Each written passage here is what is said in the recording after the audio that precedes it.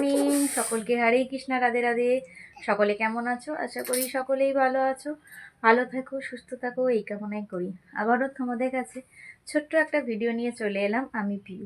তো ভিডিওটা কেউ স্কিপ করো না, ঠিক আছে? পুরো ভিডিওটা দেখে যদি ভালো লেগে থাকে একটা লাইক কমেন্ট দিয়ে একটু পাশে থেকো, কেমন? চলো ভিডিওটা তাহলে শুরু করা যাক। এই যে সকালে উঠে গ্যাস মোছা হয়ে গেছে দেখতে পেয়েছো, আর এদিকে বাসি বাসন ছিল সেগুলোও ধোয়া হয়ে গেছে, কমপ্লিট হয়ে গেছে বাসি কাজ। আজকে আকাশের ওয়েদার দেখো, আকাশ পুরো মেঘ হয়ে রয়েছে দেখতে পেয়েছো। আজকে কিন্তু এক ফোঁটা রোদ নেই, দেখো একদম আজকে রোদ নেই, পুরো মেঘ মেঘ হয়ে আছে। এখন কিন্তু অলরেডি বেজে গেছে বেলা 9:30। ঝোড়ো হাওয়া দিচ্ছে আর মেঘ করে আছে, কখন রোদ উঠবে জানি। ঠান্ডার জন্যে দেখতে পেয়েছো এরা বিছানাতেই এখন শুয়ে রয়েছে, আর মেয়ে হচ্ছে তো পড়ে চলে এসেছে। ছোট মেয়ের এই ঘুম থেকে উঠলো, আর আকাশ মেঘলা বলে আজকে বের করিনি। আমি বললাম বিছানাতেই এখন থাক, আর আপাতত এখন ওদেরকে নিচে নামিয়ে বিছানাটা এখন গুছিয়ে নিই। চলো চলে এসো, নিচে নেবে এসো, এবার বিছানাটা গোছাতে হবে তো। এসো এসো, চলে এসো। তারপরে বিছানা গুছিয়ে একটা জিনিস দেবো, চলে এসো। হ্যাঁ চলে এসো, তাড়াতাড়ি চলে এসো। তো ওরা বিছানা থেকে উঠে পড়ার পর টিফিন করাও হয়ে গেছে, অনেকটা সময় পেরিয়ে গেছে। ছোটো মেয়েকে খাইয়ে দাইয়ে সোয়েটার টুপি পরিয়ে দিয়েছে। আজকে যেহেতু রোদ ওঠেনি, তো পাশের বাড়ি একটা ননদ, সে হচ্ছে মানে তার মেয়েকে পড়াচ্ছিল। সে মানে টিউশনই করে, তো আমার মেয়েকে পড়াতে ডাকে মাঝে মধ্যে, ছোটো মেয়েকে। তো আমি কি করলাম, পড়তে পাঠিয়ে দিলাম। তবু সেখানে কি বলো তো, ঘরে অতটা পড়তে চায় না।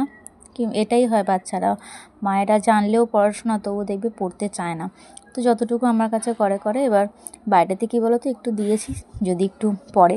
তো দেখলাম না, ওকে জিজ্ঞাসা করতে বললো, না বৌদি ও ভালোই পড়ছে। আমি বললাম ঠিক আছে তাহলে পড়ুক, আর আমি এদিকে কাজগুলো সব গুছিয়ে নিই, কারণ ঘরে থাকলেই না বকতে হয়। আর আজকে আর জানলাটা খুলবো না, কারণ প্রচণ্ড হাওয়া দিচ্ছে। তো ভাবলাম আজকে আর জানলাটা খুলবো না, দেখলেই তো আকাশ কীরকম মেঘ হয়ে আছে। আর মনে হয় না যে আজকে আর রোদ উঠবে, আকাশ এই রকমই হয়তো আজকে মেঘলাই রয়ে যাবে।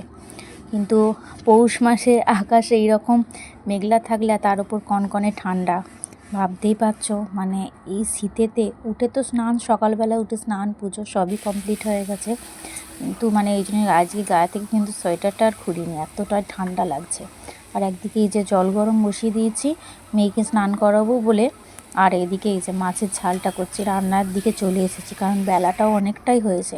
আকাশে মেঘলা দেখলে কি হবে, কিন্তু বেলাটা বেশ ভালো বেলা হয়েছে। ইতিমধ্যে রান্না করতে করতে একজন বলছে যে গাছের যে সেই বড় কাঁচকলার কাঁদিটা না, হনুমান এসেছে। তো বাইরের দিকে গেলাম বেরিয়ে, মানে তাড়া করতে, তবে চলে গেল।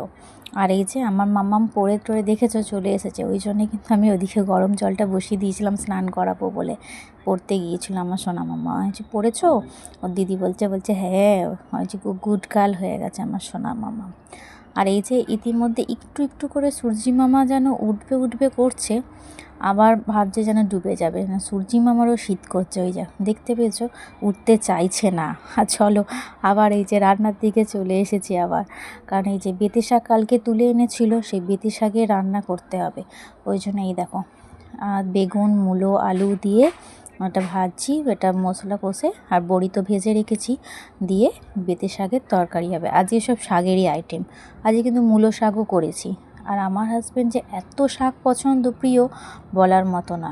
মানে নোটে শাক, পালং শাক, যা যা শাক আছে মোটামুটি ও শাক খুব প্রিয় সব থেকে।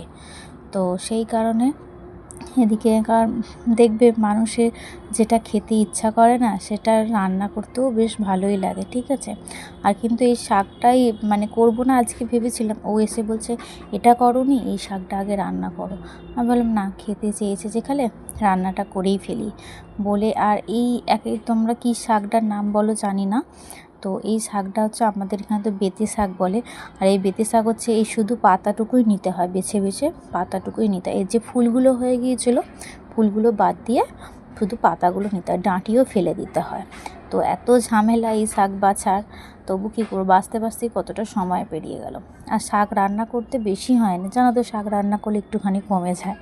তো যাই হোক চলো, শাকটা বসিয়ে নিয়ে আবার কিছু বাসন রয়েছে, সেই বাসনগুলো ধুয়ে নিয়ে চলে আসবো। ততক্ষণ তরকারিটা হবে, হতে হতে আমার বাসন ধোয়াও হয়ে যাবে, কিছু জামা কাপড় মেয়েদের আছে সেগুলো কাচাকাচি করে নেবো। চলো এটা হোক ততক্ষণ। আর এই যে তারপরে এই যে বাসন ধুয়ে কিন্তু অনেকক্ষণ চলেই এসেছি, তোমাদের ভিডিওটা করে দেখানো হয়নি। তারপরে এসে এই যে তরকারিটা হয়ে গেছে, চলো তরকারিটা এবার নাবিয়ে নিয়ে আর আজকে আর মনে হয় না যে জামা কাপড় শুকনো হবে, জামা কাপড় আজকে ভিজেই রয়ে যাবে। এই ওয়েদারে কি জামা কাপড় শুকনো হবে বলো, তাই না? একদম তো মেঘ করে একদম হয়ে গেছে। আর ওদিকে কিন্তু আমি আর তোমাদের অনেকক্ষণই ভিডিওটা দেখানো হয়নি, একেবারে রান্না টান্না হয়ে যাওয়ার পর খাওয়া দাওয়া করে নিয়েছিলাম সকলে। খাওয়া দাওয়া করে এই যে বাসন ধুতে চলে এসেছি, বুঝেছো, কারণ বাসনগুলোও ধুয়ে নিই। আর আজকে কলের জলও সেরকম হয়েছে, একদম সরু হয়ে দেখতে পেয়েছো জল পড়ছে। কলের জলও যেমন হয়েছে আর আকাশটাও তেমন হয়েছে, দুটোই মিলেমিশে একাকার হয়ে গেছে। যাই হোক, আমার বাসন ধোয়া কমপ্লিট হয়ে গেছে, চলো এবার বাড়ির দিকে যাওয়া যাক।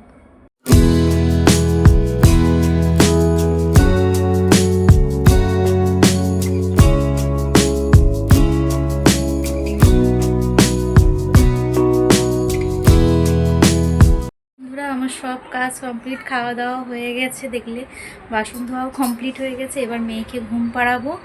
তো চলো, আজকের ভিডিওটা এইটুকুই ছিল। কেমন লাগলো অবশ্যই একটু কমেন্ট করে জানিও। যদি কোনো প্রকার কোনো জায়গা একটু ভালো লেগে থাকে তাহলে একটা লাইক কমেন্ট কিন্তু করতে ভুলো না। তাহলে আজকের মতো আসি, আবার অন্য দিন অন্য ভিডিও নিয়ে তোমাদের সাথে দেখা হবে। চলো টাটা সকলকে।